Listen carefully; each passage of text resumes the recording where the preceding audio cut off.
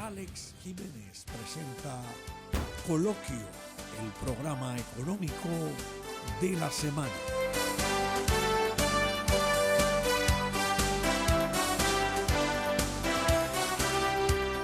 Muy buenos días, amigos y amigas de Coloquio, como cada fin de semana.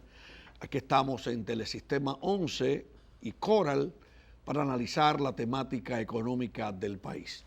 Buenos días, Esteban. Saludos, Alex. Bueno, vamos a darle los buenos días a un hombre como Carlos Cuello, que forma parte desde hace años de este programa. Y vamos a analizar con Carlos Cuello. Mi maestro.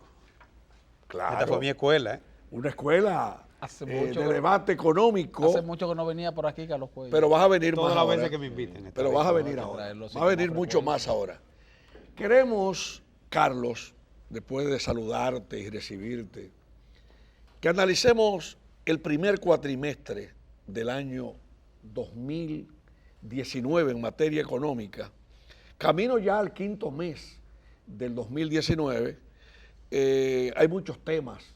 El gobernador del Banco Central esta semana habló de un crecimiento económico de un 5.7% y habló de una industria de la construcción sumamente activa, aunque hace apenas horas se acaba de revelar que el precio de una funda de cemento ha sido reajustado a 315 pesos. Está duro el cemento. Bueno, el cemento forma parte de la actividad económica del país, pero como habla el gobernador del crecimiento económico con el primer tema de la industria de la construcción, quizás pudiéramos arrancar por ahí. Mira, lo que tenemos hasta ahora son cifras del primer trimestre, preliminares, porque la verdad que el gobernador Díaz reveló algunas cifras de lo que es la medición de corto plazo acerca del comportamiento del Producto Interno Bruto, que para el primer trimestre es de un 5.7% de tasa de crecimiento. En esa tasa de crecimiento incide el sector de la construcción, que emerge como el líder, un 12%, si mal no recuerdo. Exacto. También energía y agua, que entiendo que va a tener un buen año en el 2019, porque como todos sabemos, la planta de Punta Catalina apenas está en prueba y está llamada a representar más del 20% de la capacidad instalada actual a un costo de generación más bajo que los demás combustibles, aunque es combustible fósil y todo, pero mucho más económico por tratarse de un producto que ya está, digamos que siendo desplazado, ¿no? Entonces, otros sectores que reflejan el crecimiento es el sector finanzas, o sea, banca, y los demás, como el sector minería, que había estado rezagado el año pasado. Entonces, en definitiva, este primer trimestre es un buen reflejo acerca del comportamiento de la economía. No se tenía previsto que este año mantuviera el ritmo de crecimiento de la media de los últimos 4 años, que está por encima de un 6%. Esas tasas altas, incluso creciendo por encima de lo que es el producto potencial de la economía, sí. Esas tasas altas son insostenibles en cualquier economía. Y ya se había proyectado el BIC, el Banco Mundial, el Fondo Monetario, habían proyectado crecimiento. Una desaceleración. Incluyendo la CEPAL. Sí, pero una leve desaceleración, sí, pero entre un 5 y un 6%. O sea, 5.5, 5.6. Todavía el gobernador dice que es posible que logremos un crecimiento de un 6%. Entonces, esa ligera desaceleración se explica por lo que ya nosotros sabemos de la tasa de la insostenibilidad, esas tasas altas de crecimiento. No obstante, y yo creo que esto es más importante, las proyecciones de la CEPAL y la del Fondo Monetario Internacional para las economías de la región latinoamericana y caribeña están por debajo de un 2%. Para Centroamérica alrededor de un 3%. Y para el cono sur, las economías de Sudamérica, menos de un 1%. Entonces yo creo que es en ese contexto donde hay que ver ese crecimiento de la economía dominicana, que la pone como líder de crecimiento nuevamente para el año 2019, como sucedió en el año 2018, según la CEPAL, según la proyección de la CEPAL. Entonces, viéndolo desde ese punto de vista, yo te diría que todo pinta a que el año 2019 arrancó con muy buen pie. Un dato muy importante también es el hecho de que tradicionalmente, creo que por primera vez en 4 años no sucede así, en los primeros 3 meses del año, al inicio del año, es cuando el tipo de cambio tiene la mayor presión. Incluso hemos tenido saltos y movimientos donde el Banco Central ha tenido que salir rápidamente a hacer inyecciones de sus reservas, ¿no? Sin embargo, para este año 2019, el deslizamiento cambiario, la depreciación, digamos, es de apenas un 0.5%. O sea, de la más baja Muy en los baja. últimos cuatro años. Y de las menores depreciaciones de las monedas latinoamericanas y caribeñas. O sea que la tasa de cambio está a 50.5. Se había proyectado el año pasado incluso que a diciembre cerrara un 51 por 51 pesos por un dólar. Pero yo pienso que el año comenzó bien, terminamos el año pasado bien, y este año arrancó sobre la premisa de que tendría que seguir ese ritmo por lo menos, no repetir el crecimiento del año 2018, pero sí mantener, y eso es lo más importante, hacer sostenible el crecimiento de la economía. Carlos, como siempre se ha criticado el hecho de que en la República Dominicana hay un crecimiento sostenido de la economía, incluso como tú dices, en determinados años, por encima del potencial de la República Dominicana, siempre se ha criticado el hecho de que ese crecimiento no se ha traducido en una mejoría de la calidad de la vida de la gente en cuanto a lo que tiene que ver con la distribución de las riquezas y con la reducción de la pobreza. Sin embargo, hemos visto que últimamente las autoridades dominicanas han puesto énfasis en presentar cifras porcentuales sobre la proporción en que se ha reducido la pobreza en la República Dominicana en los últimos 7, 8 años, o vamos a decir en los últimos 6, 7 años, del 2012 hacia la fecha. Y la cifra a la que más se ha recurrido es a decir que en el año 2012 la pobreza rondaba el 39.9%, casi un 40%, y que al cierre del 2018 está en un 23%. Sí. Viéndolo desde el punto de vista porcentual, uno entonces aprecia esa proporción de reducción de la pobreza.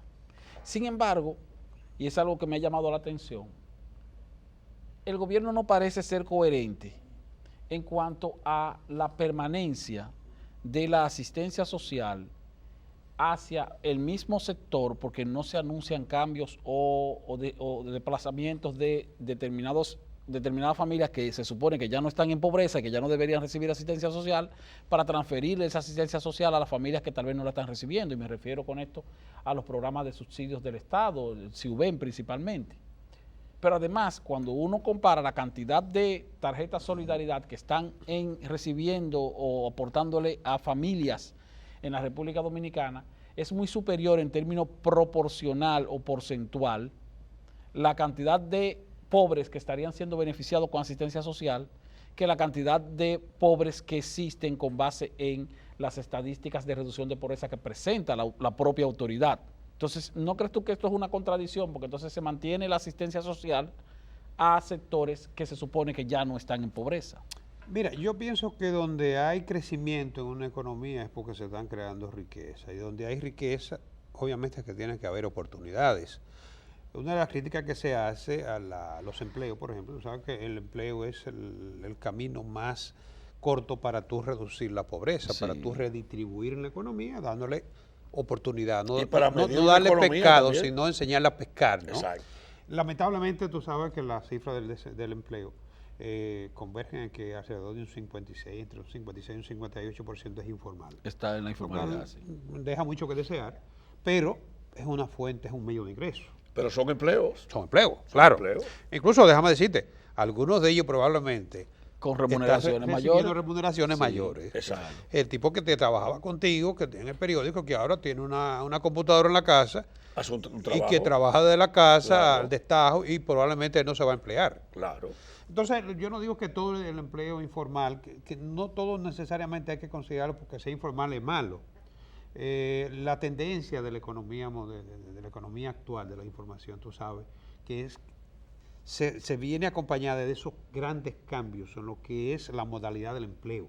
Es una de las cosas que todavía nuestra clase trabajadora no lo acaba de entender. no lo Y acaba la, de y la entender. cuarta jornada revolución, extendida, el trabajo en la casa, Los llamados trabajadores independientes, sí. el trabajo en línea. Que a veces rinden más trabajando en su casa que Por yendo a supuesto cumplir que un sí. horario a cualquier empresa. Por supuesto Carlos. que sí, en los países desarrollados la gente está trabajando Sí. desde la casa. Las Y empresas- como tú dices, el trabajo, sea formal o informal, es una fuente de una buena ingreso. forma y una buena forma de medir la reducción de la pobreza si se toma en cuenta que se han ido creando nuevos empleos. Yo pienso que el Pero- empleo es lo primero para tú reducir la pobreza. Sí, Lo otro, los programas sociales reducen pobreza. Claro Sí, está. pero entonces lo que pasa es que donde quiero poner énfasis es en que posiblemente el gobierno esté cayendo en una situación de crítica en cualquier momento de parte de sectores que critican al gobierno por la vía de que no se traduce en una reducción de la pobreza al crecimiento.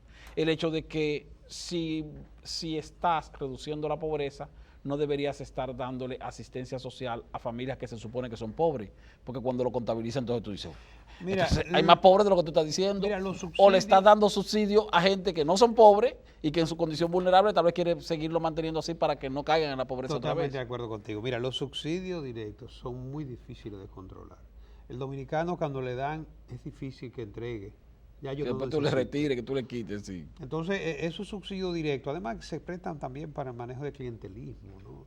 Pero bueno. Y favores políticos. Exacto. Entonces, es difícil de controlar esos subsidios. Uno de los problemas que tenemos nosotros, tú lo sabes, que es el escape por subsidios y transferencias, ¿no? O sea, exenciones, Sí, exoneraciones, o sea, lo que le llaman gasto fiscal, que es como un 7%. El gasto tributario, sí. el gasto tributario. sí. Sí, Es un el gasto 6.2% del tributario. Producto Interno Bruto. Exacto. Sí. Que eso subiría lo que es la presión tributaria a más de un 20%, que es la media de la región. Pero de todos modos, yo pienso que ese crecimiento de alguna manera está beneficiando a los trabajadores. Primero porque es un crecimiento que se está dando en medio de una baja inflación. Fíjate que la inflación, que es un dato que se tiene ya, ahora que anda por 1.3, que ya es más que la del año pasado completa, pero Sí. como quiera está por debajo de 1.5. Por el impacto fundamental de los precios de los combustibles Sobre todo, sí. y de algunos precios que han aumentado y que se calculan en el índice de precios. Claro, hay otro elemento que yo creo que también va a incidir, sobre todo este año, en lo que es la mejoría de la calidad de vida de la gente. Y es el hecho de que el gobierno hizo un reajuste salarial, ¿no? Donde llevó el salario mínimo a 10,000 pesos, en algunos casos casi duplicándolo, ¿no? Eso tiene un Y el impacto sector importante. privado está discutiendo, negociando un aumento que se va a producir. No sabemos todavía en qué proporción ni bajo qué esquema, pero eso va a beneficiar también. La otra posibilidad es que la ley de 8701 de la Seguridad Social va a sufrir modificaciones y cualquier modificación de la ley de la Seguridad Social debe contemplar por lo menos la integración de los trabajadores informales y la mejoría en lo que son las cotizaciones, la cápita, de suerte que eso le garantiza al trabajador un mejor ahorro con fines de retiro. Entonces, yo creo que este año, con la modificación del código que está trabancada lamentablemente, ¿no? Y que tiene que destrabarse, porque todo se ha trancado por la cesantía. Días atrás, El incluso Código de Trabajo, sí. días atrás se habló incluso de crear un instituto para lo que es el riesgo laboral y se contempló la posibilidad de que se incluyera ahí una especie de seguro para la cesantía que podía ser beneficioso para los trabajadores Que hay que retomar y para eso. las empresas, ¿eh? Sí, el proyecto de ley, tú te refieres al proyecto de ley que disuelve el Instituto Pero Dominicano de hubo que Seguridad quitarlo Social. porque los trabajadores vieron que eso era para afectar quitar la cesantía. Es todo lo contrario, le iba a dar más seguridad a la Sí. cesantía. Y no, además, imagínate que el proyecto no mencionaba en ningún momento la palabra No, cesantía. y eliminaba también todos estos bucones, abogados, Sí. que exigieran empresas aquí Sí. arbitrariamente. Pero bueno, el problema del código está trancado por la cesantía y la discusión ahora de reajuste salarial, algo que yo entiendo que es pertinente. Los 4,000 pesos, los 4 La millones, clasificación. los 4 millones de 20 años atrás, no son los 4 millones de No, hoy. claro. Hoy en día cualquier colmadón tiene 4 millones de Claro, existencia, inventario. Entonces cualquier colmadón aparece como grandes empresas. Cualquier microempresa. Entonces, eso yo pienso, no sé si por la ley, porque ya tenemos una ley, antes no la teníamos, o una escala que se negocie, ¿no? Con un ajuste por inflación, lo que sea. Pero yo creo que ese punto no debe trabar lo que es la discusión de reajuste salarial. Vamos a un cambio y en breve yo voy a introducir un tema importante en el primer cuatrimestre del año, que es el tema no solamente de preservar los empleos en la República Dominicana, sino la importancia que tiene el incremento de las reservas internacionales del Banco Central para el presente y futuro económico del país. El programa económico de la semana.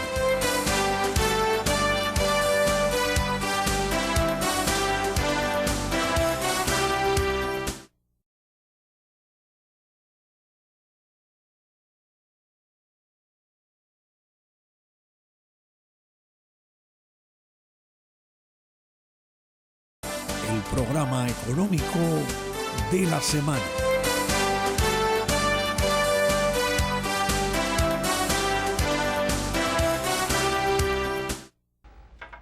Bien, amigos, vamos a abordar ahora otro tema del primer cuatrimestre. Hace un ratito, Carlos Cuello y Esteban hablaban del tema de los empleos, del alza salarial, y mi intervención en este momento va combinada con ese tema. No se habla de la necesidad de preservar las empresas generadoras de empleos.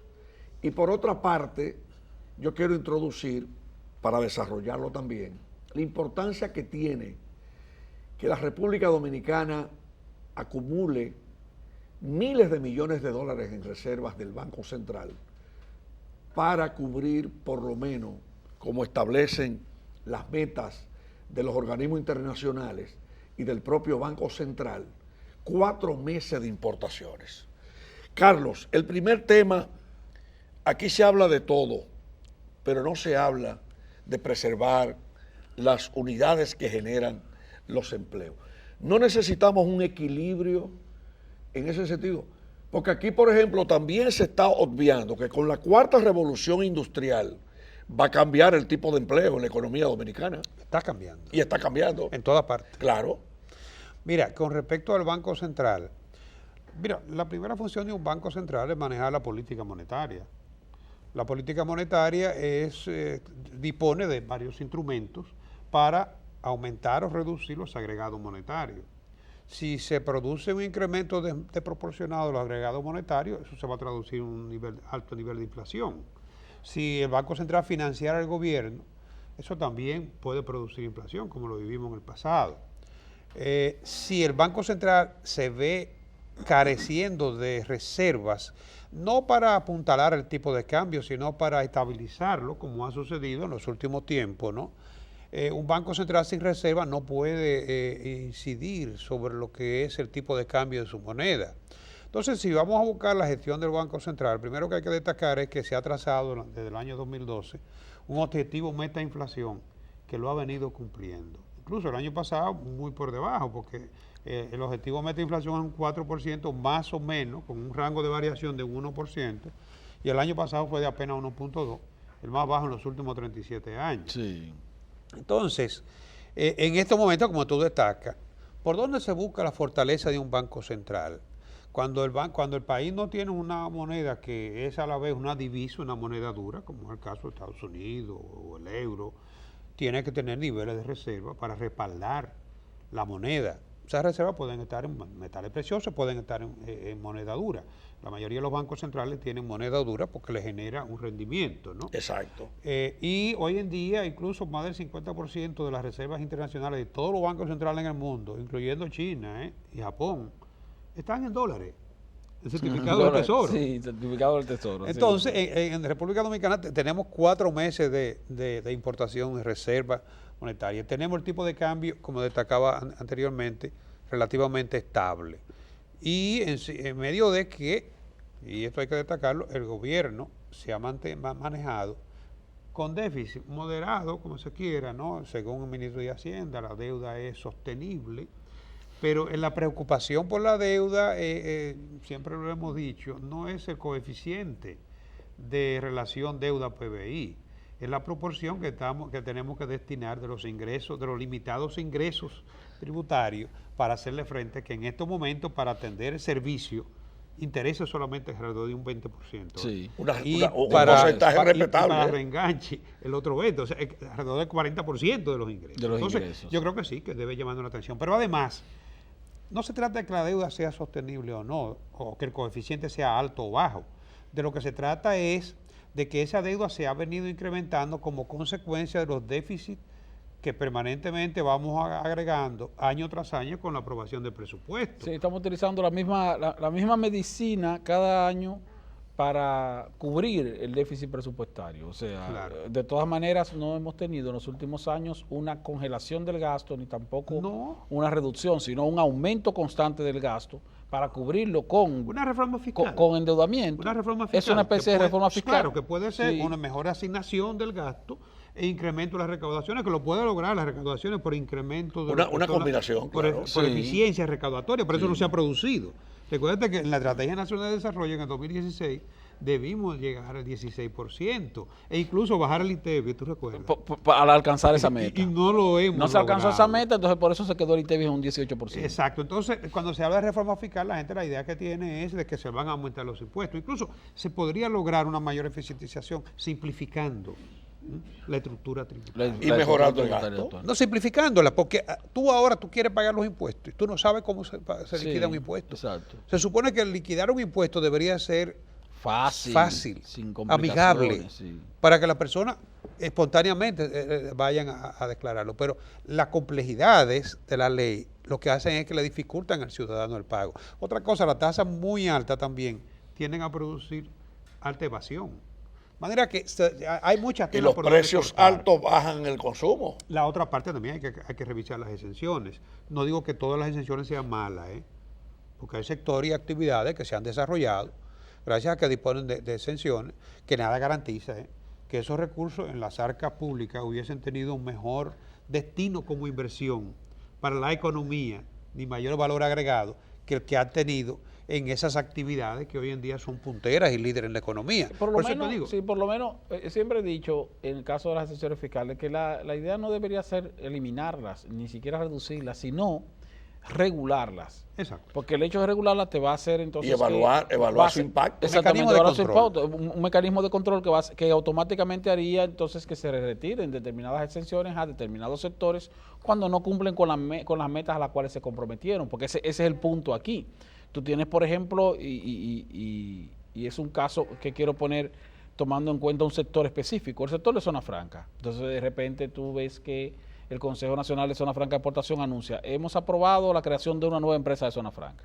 Esta empresa se compromete a generar 2.000 empleos y se compromete a invertir $100 millones y dentro de 5 años va a estar exportando $2.000 millones. Por poner un ejemplo.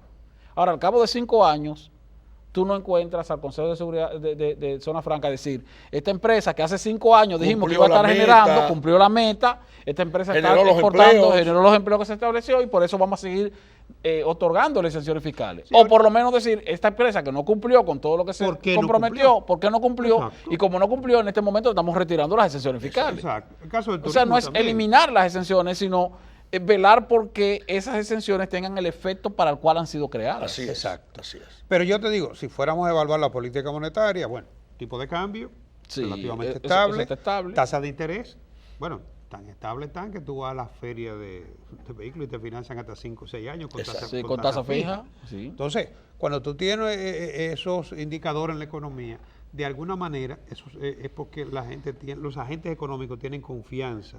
La inversión, ahora mismo el mayor nivel de inversión en la economía es la inversión privada. Inversión en definitiva, ¿no? Pero para que tú tengas inversión en la economía tiene que haber confianza.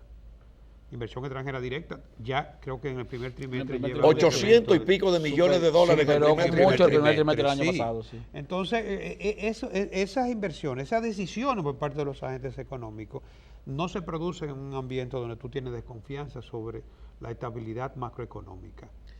Carlos, hay un nuevo elemento en la economía dominicana que merece un análisis profundo. El cambio climático, la sequía, la gente lo ve nada más pensando que las presas tienen menos agua, pero cada vez que se restringe la siembra de productos agropecuarios, arroz y otros rubros que necesiten agua, eso se le pega precisamente a las importaciones, mayor importación de productos extranjeros, porque la sequía, por ejemplo, disminuye la producción de leche en Santiago Rodríguez y en las zonas más castigadas por la sequía. ¿No crees que en la planificación, en el diseño de las nuevas políticas económicas, debemos incluir una inversión masiva de reforestación en las cuencas hidrográficas, una política de preservación de los ríos del país y utilizar todo ese sedimento que se ha acumulado en las presas para darle vacaciones a los ríos y generar, o sea, una mayor cantidad de agua en el flujo que pudiera servirle a la economía dominicana? Mira, esa es una de las grandes preocupaciones de la actualidad, no solamente en la economía dominicana, sino a nivel en el global. Caribe y América Y Latina. es uno de los primeros objetivos del desarrollo sostenible, porque lamentablemente la economía puede reflejar cifras, pero si no preservamos la naturaleza, vamos a agotar los recursos. El recurso más valioso es la naturaleza. Sí. Tú puedes poner a crecer, pero tú ahora mismo si tú comienzas a deforestar todo y a vender madera, Sí, crece. Pero es un negocio momentáneo. pero va a pero va a crecer ser- momentáneamente Sí. y después. ¿no? Después entonces va a tener consecuencias muy negativas Muy en negativo. el largo plazo. Exacto. No de corto plazo. Exacto. Entonces yo pienso que se le debe dar cada vez más relevancia a lo que es la preservación del medio ambiente, la reforestación, preservar nuestras cuencas, Claro. nuestros ríos y aprovechar mejor también lo que es el recurso agua, que cada día se pone más escaso a nivel mundial. Preservándolo inclusive podemos ampliar la política de inversión pública, de gasto de capital. Si tenemos más agua podemos construir más acueductos, elevar la cantidad de la calidad de vida de la gente. Podemos hacer más cosas. Tenemos pocas y tenemos que distribuirla para generar energía, para consumo Y producción y para la agropecuaria. agricultura. Para la agricultura.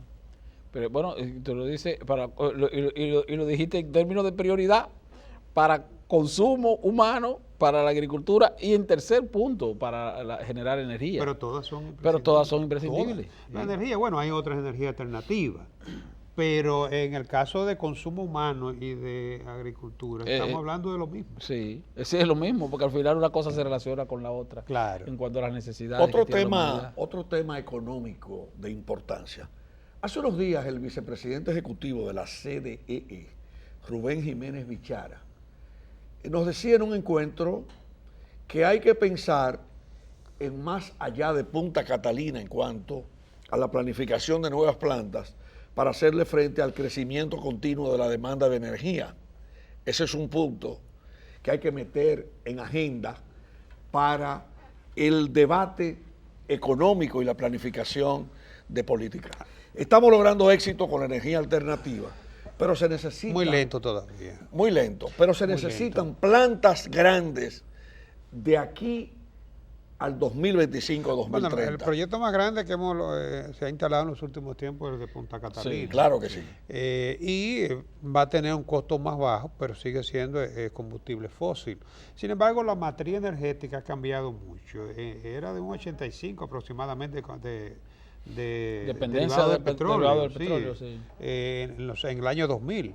Hoy en día ya los derivados del petróleo están por debajo de un 33%. Pero claro, ha habido un desplazamiento de petróleo a gas De petróleo a gas natural. Siguen siendo como quiera combustible contaminantes, unos con más que otros, ¿no? Sí, lo único que tiene la ventaja es que son menos contaminantes en parte y también Más eficientes. más eficientes, menos costosos. Exacto. Porque también es pero un asunto de todavía costo. la energía limpia, que es el destino de lo que es la calidad de vida.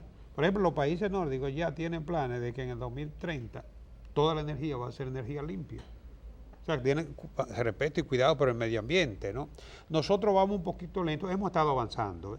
Cuando hablo de energía limpia estamos hablando de biomasa, que es un poquito más limitada. Viento, El sol viento, el sol, exacto, y el agua. y las hidroeléctricas. Exacto. Lo que pasa es que nosotros no podemos ir a la velocidad deseada, incluso también porque como El quiera que costo de sea, la inversión el es costo de la inversión y la limitación de nuestros recursos naturales, No, porque y nosotros además- no tenemos recursos naturales en abundancia en ese sentido. No, O sea, pero- la velocidad de los vientos en determinadas zonas del país es una isla Pero pequeña. además la estabilidad en la generación. La estabilidad de la generación, porque es muy variable. La Entonces, tú transmisión necesitas como también. quiera tener un respaldo de energía dura, si se quiere. Como quiera hay que tener. Que hay que tenerlo obligatoriamente. Fíjate el caso de Entonces, Venezuela. esa situación, aún así se ha avanzado, porque en cuanto a energía no renovable, en cuanto a energía renovable con base en el sol y con base en el Limpia, viento, tenemos casi un 20%. tenemos casi un 20% y hemos aumentado de prácticamente cero que había en el año 2011, 2012, En el una 2000 era capacidad cero. instalada de 33 megavatios a más de 400 megavatios en la actualidad y se espera que para el próximo año se termine en 600 megavatios, Claro. lo cual es bastante importante, porque 600 megavatios es más o menos una quinta parte de la demanda nacional. En principio la inversión es alta. La inversión es alta. Pero Pero el la beneficio- recuperación es rápida porque después los insumos, mantenimiento es prácticamente es cero. prácticamente cero. Pero hay una buena noticia para finalizar esta participación de Carlos Cuello. Y es también un tema que lo vamos a dejar para la próxima presencia de Carlos aquí.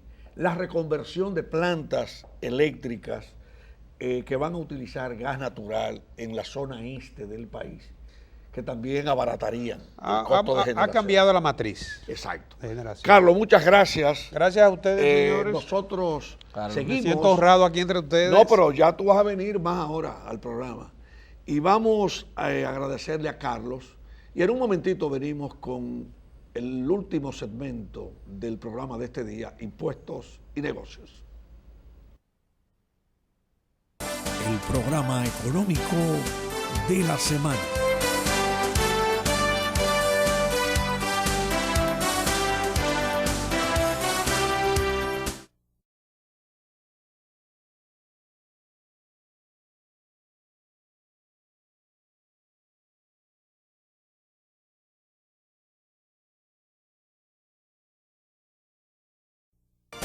Coloquio, el programa económico de la semana, presenta su sección Impuestos y Negocios en la República Dominicana.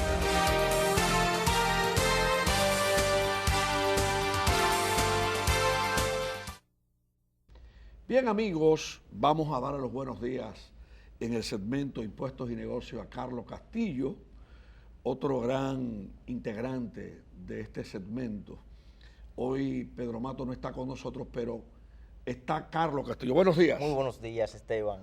Placer, Alexander. No, lo dijiste al Esteban, revés. lo dijiste al revés. Esteban, Sí, ya, Alexander. ya. Le agradezco mucho la Pero no se invitación preocupe, otra que vez. estamos aquí. Carlos, un tema de impuestos y negocios es el tema de la facturación electrónica, que la Dirección General de Impuestos Internos ha venido haciendo un piloto y ha venido presentando el señor director de Impuestos Internos, el ingeniero Magín Díaz, los datos preliminares.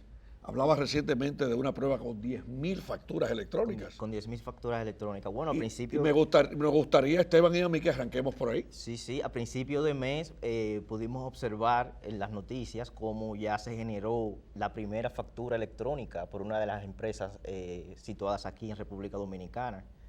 La empresa creo que es la Philip Morris, sí. Generó la primera factura con comprobante electrónico. Bueno, la factura electrónica básicamente es un documento, como el nombre lo dice, es digital, pero validada por la norma 254-06 y el decreto 254-06 y la norma 06-2018, la cual le da validez a este documento digital y igual peso que una factura en papel. Ajá. Y dentro de los beneficios que podemos encontrar en este tipo de documentos digitales es el no deterioro del mismo con el tiempo, el ahorro de recursos, tanto en espacios, por ejemplo, de archivos, y también en efectivo, en dinero. Esos son de los beneficios que podemos encontrar con este tipo de... Carlos, lo que está desarrollando Impuestos Internos es un plan piloto en ese sentido, lo cual es bastante favorable, ha tenido buenos resultados por ahora. Ahora, de todas maneras, como quiera, lo que va a haber es una especie de convivencia con el sistema tradicional de facturación, porque no creemos que toda la población o todos los sectores emisores de facturas en la República Dominicana vayan a tener en el futuro inmediato facturas electrónicas. Sí, así es. Es como usted dice, esto se tomará un tiempo, un proceso de muchos años quizás, ver una transición de este tipo de documentos. En otros países ya se ha ido utilizando este tipo de facturas electrónicas y tienen muchos años ya usándolo y todavía no se ha podido sustituir por completo las facturas tradicionales, las facturas en papel. Sí, es como pasa en el sector financiero con los cheques físicos Los todavía cheques se físicos usan. todavía se mantienen, Sí, no hay exactamente, forma, sí. o sea, como quiera, hay un sector importante de la economía que los utiliza. Entonces es eso así. pasa con las facturas electrónicas. Ahora, eso ha de contribuir también, nos imaginamos, con una mayor transparencia y tal vez un mecanismo para enfrentar la evasión fiscal, toda vez de que habría ya un mayor control en ese sentido. Sí, así es. Podemos ver, por ejemplo, que con las facturas electrónicas es más fácil, por ejemplo, poder acudir a una auditoría, a una revisión de la misma, porque la manera de archivarlas es muy difícil que se pierdan. Por ejemplo, que se extravíen o que se deterioren con el tiempo, como había mencionado anteriormente. Hay una situación también que pasa, que está por suceder en el ámbito fiscal, y es el hecho de que en este proceso de regularización, normalización y de aceptación o reconocimiento de las llamadas bancas de apuestas, de bancas de lotería que operan de manera irregular en la República Dominicana, una de las medidas que va a tomar el Ministerio de Hacienda es hacer que se produzca una especie de conectividad de todas las ventas que realizan las bancas de lotería con impuestos internos para tener un control directo. O sea, entonces, que en el momento que tú hagas una jugada, esa jugada automáticamente se debe registrar impuestos internos. Lo que uno se pregunta es si impuestos internos tendría ya los mecanismos tecnológicos La para la plataforma tecnológica para esos fines, o si de repente eso va a implicar otro problema en cuanto a la burocracia y la operatividad. Lo que parece ser es que hacia ahí nos encaminamos. Cada día vemos cómo la DGII va implementando ciertos mecanismos para automatizar todos los procesos de recaudación y de informaciones que se dirigen hacia ellos, que deben ser dirigidas hacia ellos por los contribuyentes. Pero hay un elemento que debemos analizar.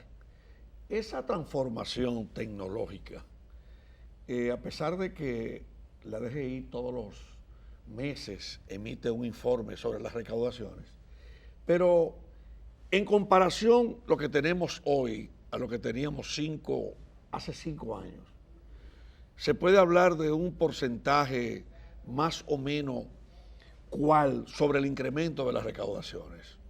Bueno, no tengo esas cifras. El impacto de la tecnología en la multiplicación, en el incremento de las recaudaciones. Cifras exactas así no las tengo, pero Pero sí, por lo menos algún sí, dato preliminar. Sí, claro, sí. Hemos escuchado, por ejemplo, a principios de año, cómo se emitió un informe donde se explicaba que las recaudaciones del 2018 superaron lo establecido en la meta de la DGII, por ejemplo. Sí, eso ha pasado. Ha logrado éxito. En los últimos 2 años. Magín Díaz. Sí, en los últimos 2 años. Sucedió también interno el 17. se ha superado la meta establecida, porque una cosa es superar las recaudaciones del año anterior y otra cosa es superar la meta, que se establece establecida para en el ese presupuesto. año, Ese año, en el exactamente. presupuesto. Y en eso ha sido exitosa ciertamente la Dirección de Impuestos Internos en los últimos 2 años. Ahora, entiendo que el ahorro o la mejoría que puede reflejar la tecnología para los sistemas de recaudación de impuestos en la República Dominicana, específicamente la DGI, no es tanto un incremento significativo de las recaudaciones, sino una reducción considerable de pérdidas en cuanto a la operatividad y gastos de materiales y en cuanto al uso de recursos humanos. También, o sea, tal vez aumentar la eficiencia y la facilidad para que la gente pueda pagar sus impuestos con menos dificultades, tiene un impacto mayor que el de las recaudaciones en sí mismo. Sí, es así. Yo creo que este tipo de, por ejemplo, de normativa de las facturaciones electrónicas, dentro de todas las normativas que ha ido lanzando la Administración General en los últimos meses, ha sido la más acertada o la más acercada a lo que acabas de plantear, de buscar una facilidad para los contribuyentes de realizar sus deberes con la administración tributaria. Quería preguntarte, Carlos, sobre el tema, hablábamos hace un momentito con Carlos Cuello y Esteban abordó profundamente también el tema de la informalidad. Esa informalidad de un 56, 57%, siempre la mencionan hacia la seguridad social, que pueden tener seguro médico, que pueden tener seguro del aporte a las pensiones, el aporte también a la preservación en los centros de trabajo con lo laboral. Pero, ¿qué tú crees que debemos hacer para, en materia de impuestos, lograr disminuir esa informalidad en la economía dominicana? Sí, yo entiendo que aquí se debe buscar la manera de hacer un poco más flexible y más fácil la manera de hacer presentaciones.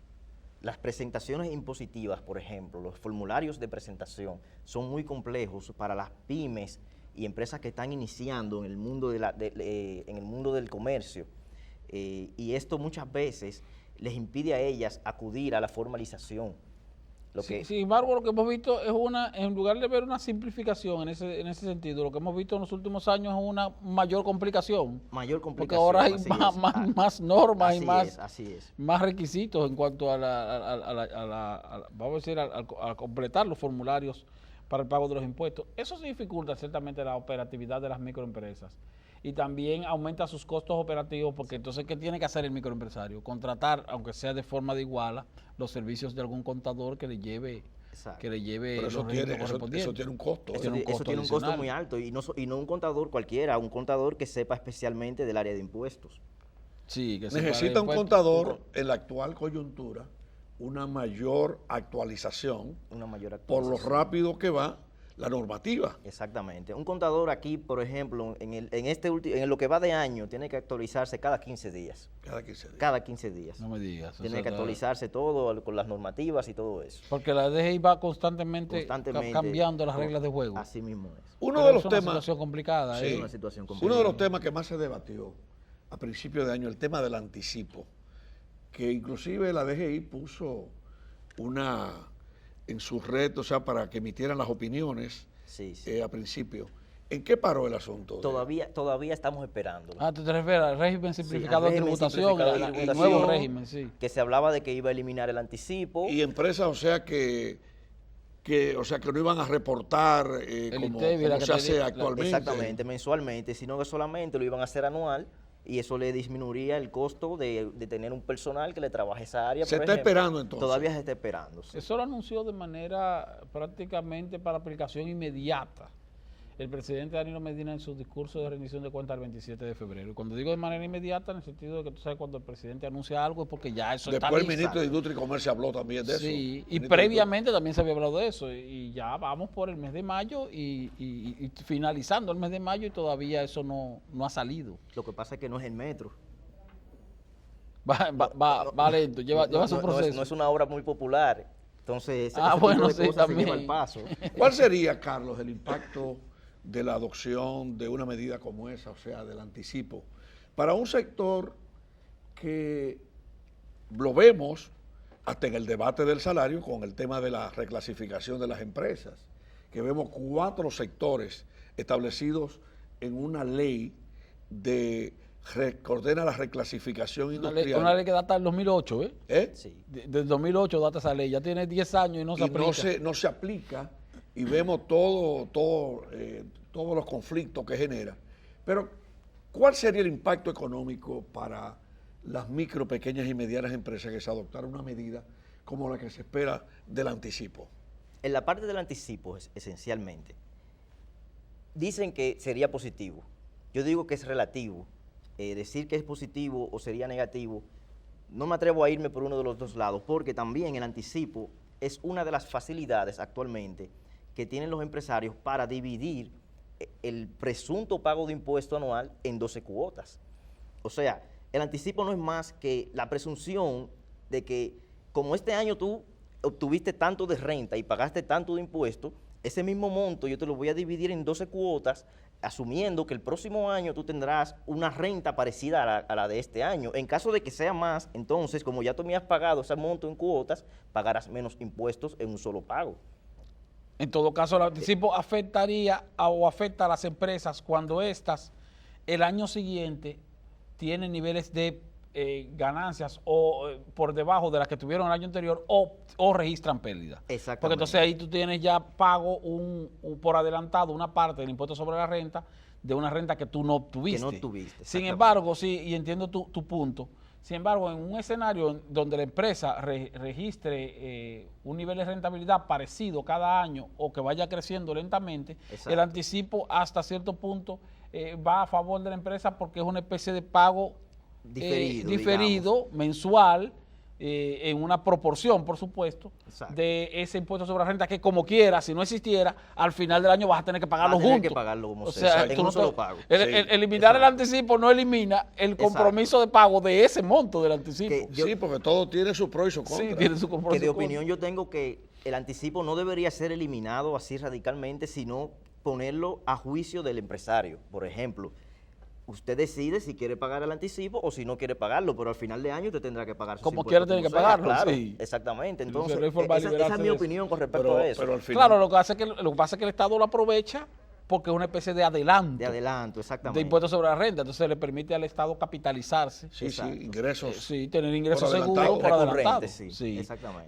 Pero yo siempre he dicho que más que el anticipo, a las micro y pequeñas empresas, más que el anticipo, lo que les afecta de verdad es el ITEVIS, el pago del ITEVIS con base en lo facturado y no con base en lo devengado. Porque eso sí te obliga a pagar todos los meses el 18% de tus ventas brutas, Debería ser cobres o no cobres. Hay Debería ser empresas- lo que usted cobre. Sí, y hay empresas que son suplidoras, Alex, de empresas más grandes, que a veces esas empresas más grandes duran 5 y 6 meses sin pagarle. Sin Y aunque pagarle. le van a Y pagar en algún rompen momento, los ciclos económicos tú de tienes, las claro, empresas. tú tienes Sí, es 5 o así. 6 meses ya pagando un 18% de tus ventas brutas sin recibir un solo centavo. El propio y eso Estado. sin incluir el pago del local, el pago de los De energía eléctrica, de servicios de energía teléfono, eléctrica, personal, seguridad social, Infotec. Claro, entonces de Exactamente. repente terminas quebrada a los 3 meses, aún teniendo un buen contrato. Por de- eso es de- que yo hablaba de- ahorita. de un cliente. Por eso era que yo introduje ahorita cuando Carlos estaba aquí, que aquí no se debate en el país el tema de la necesidad de preservar las empresas, que a su vez son las que generan los empleos Sí. y que dinamizan la economía. Pero retomando el tema, por ejemplo, de diciembre, ¿tú te imaginas juntar todos esos pagos junto con el bono 13? Sí, el salario 13 de Navidad. exactamente. Sería un escenario y bastante, que es así.